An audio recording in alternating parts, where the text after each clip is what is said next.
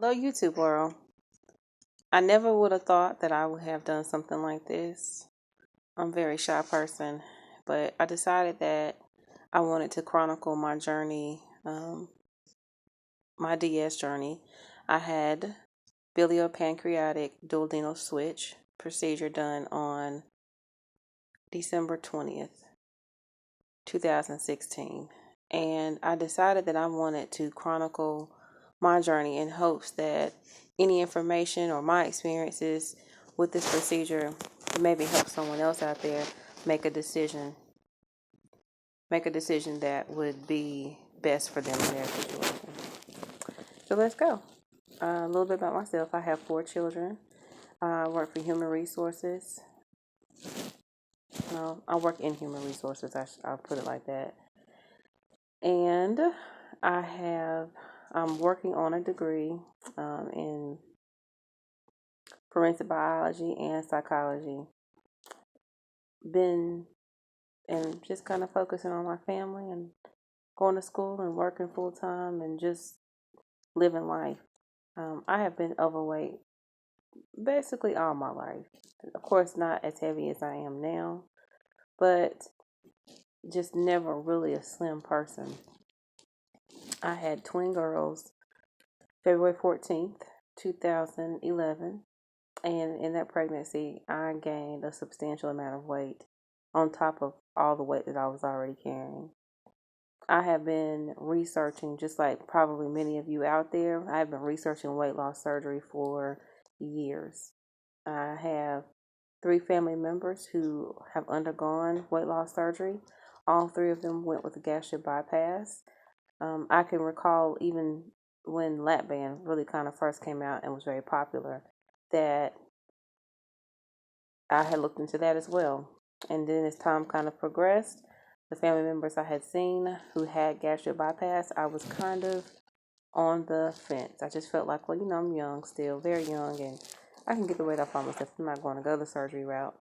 And I began to listen to a lot of those who feel like weight loss surgery is the easy way out. Fast forward on, I'm a little bit older now, and I don't have diabetes. I don't have high blood pressure. I do have a condition that I found out about unbeknownst to myself. It's called intracranial hypertension. Basically, I went for an eye exam because I have been knowing that I've been needing glasses, as things that I look at from a distance are just very hard to see any detail. I just figured it to be a normal, part of aging. Being that I sit at a desk all day and I'm looking at a computer, virtually all day. One day while I was at work, I was trying to give a presentation, and I just thought how ridiculous this was. It's time for me to go get glasses because I couldn't make out anything that I was seeing posted.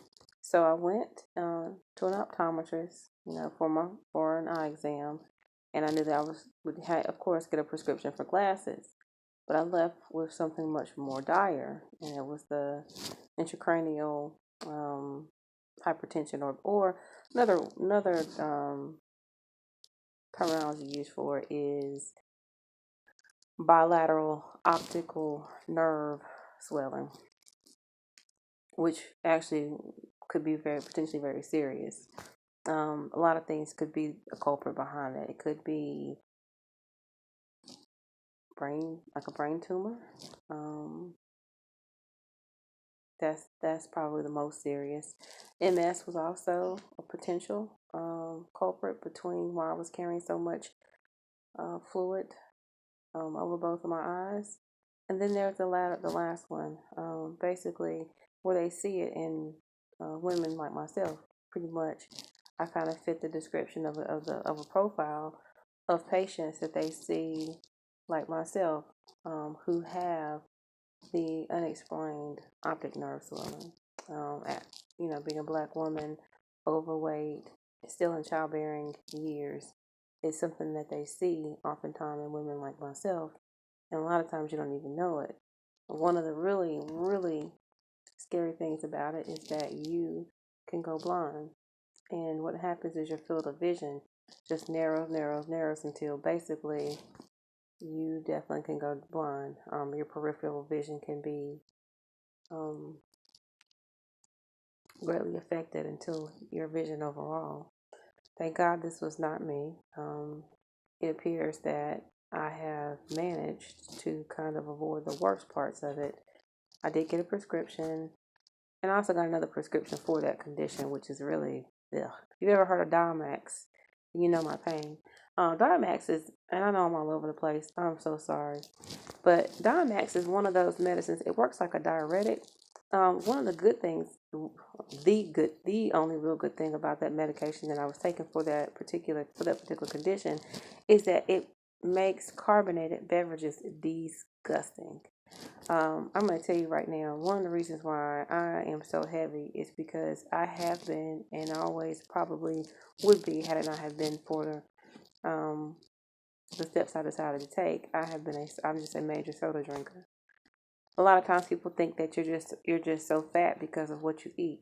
But I can tell you that for myself,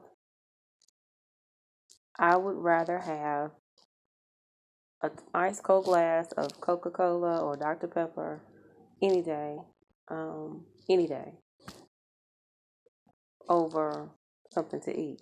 And I'm so serious. Like, for me, it was always my beverage of choice. And a lot of my coworkers would come by my desk and really get on me about, like, gosh, how many of these are you going to drink? Like, seriously, I could drink probably 3 or 4 20 ounces um, with no problem. And that is before we start talking about, getting home and dinner and whatever.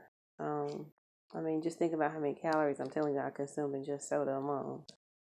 Well, the Dimax actually makes anything with carbonation taste absolutely disgusting.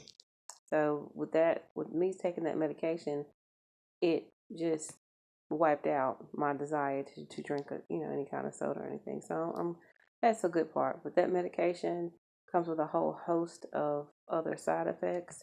So now that I'm post-op, I am praying that um my condition will pretty much resolve itself, as my surgeon and other care providers seem to think will happen as a consequence of having weight loss surgery. So again, I chose Duodenal Switch because number one, it yields the greatest amount of weight loss. Number two, it is the surgery that is the most resistant against weight regain. Not saying that you cannot regain the weight that you've lost if you don't do the right things, but it is still seen as the most resistant against weight regain. Also, being able to maintain my pyloric valve was a really big one for me because I do suffer from migraines. And sometimes I just take something over the counter like Advil.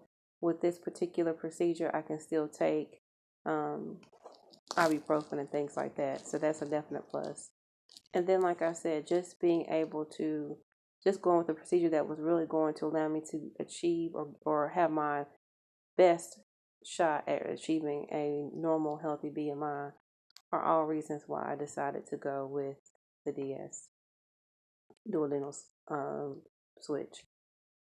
So, again, this is my first video. I have never ever posted anything on YouTube before. Never thought I would, but I just kind of felt like, again, maybe, just maybe, there's going to be one person out there I can help. At some point in time, I will kind of begin to give you more details about my starting weight, BMI, all those things everybody kind of wants to know. If you have any questions or comments, feel free. Um, Best of luck to anyone out there. Don't be afraid to do what's best for you, but mainly research, research, research. Have a thorough understanding of all the procedures that are out there because there are so many. Duodenal switch itself, there are now variations of the procedure. SIPS, loop, forgot the other ones, but there are other supposed to be less drastic procedures than the DS, but they're supposed to be comparable. I mean, to each his own. But I just decided to go with the DS because I kind of I only wanted to have to do this once. I don't want to have to deal with any revisions or anything like that. But again, thoroughly investigate any procedure that you're thinking about having, as this is a lifelong decision. And obviously, thoroughly investigate your provider. Make sure that you pick someone who you know is well skilled in bariatric surgery and in particular the procedure that you're interested in. They should be able to answer all of your questions thoroughly without any hesitation, and um, they shouldn't feel frustrated if you have a lots of in-depth questions. So again, my name is Kimberly, and feel free to comment or leave a comment. Let me know if there's anything that you want me to talk about in my next video, whenever that will be. I will try to update as often as I can. But again, I'm just now starting out on this journey. Felt sort of okay today. I am in the pureed stage, and I did try to eat a little bit. I had a spoonful. When I say a spoonful, I do mean a spoonful of tuna.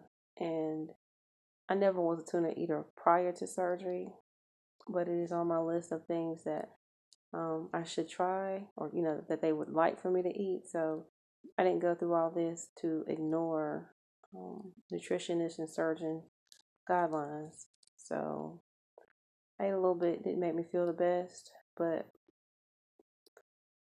um, just try something new every single day until things kind of become more normal.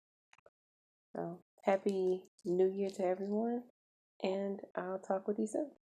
Bye bye.